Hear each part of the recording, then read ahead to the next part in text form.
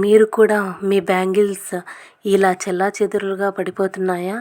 నాకు కూడా ఇదే సమస్య ఉండేది.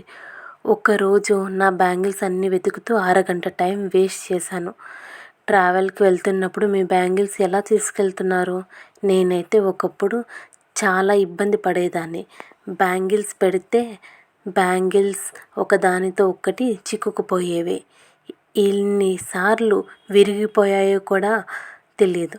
అప్పుడు నా కంటికి ఖాళీ బాటిల్ కనిపించింది. అందరూ చెత్త అనుకునే ఈ బాటిల్ నాకు మాత్రం ఒక కొత్త ఐడియాని ఇచ్చింది.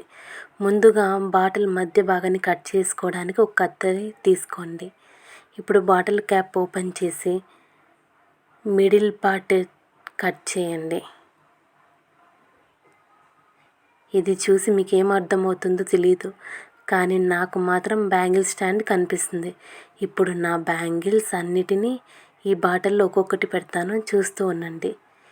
బాటిల్ మధ్యలో మిడిల్లో కట్ చేసుకోండి కత్తో.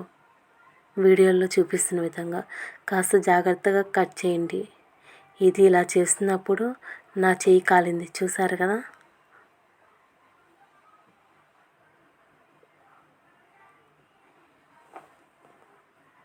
ఇప్పుడు ఇక ఈ బ్యాంగిల్ స్టాండ్ ద్వారా ఇక బ్యాంగిల్స్ పోయే టెన్షనే లేదు, వెతికే పనే లేదు, అన్నీ ఒక్కచోటే.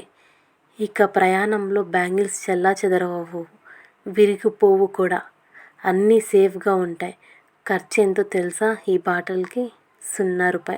చెత్తలో పడేసే వస్తువే ఇప్పుడు నా డ్రెస్సింగ్ టేబుల్కి బ్యూటీ అయింది. ఇదిగో నా వాటర్ బ్యాంగిల్ స్టాండ్. షాప్లో కొంటే ₹100 ఖర్చు అవుతుంది, కానీ ఇది మాత్రం ఫ్రీ. ఇప్పుడు బాటిల్ని సగానికి కట్ చేసాం కదా, ఇప్పుడు ఓపెన్ చేసి అందులో బ్యాంగిల్స్ పెట్టేయడమే.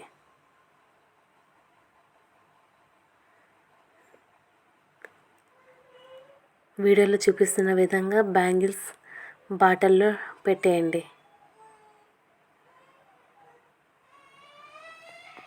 ఇలాంటి హెవీ బ్యాంగిల్స్ పెట్టుకోవాలనుకుంటే మాత్రం 2 లీటర్స్ బాటిల్స్ని కట్ చేసుకోండి.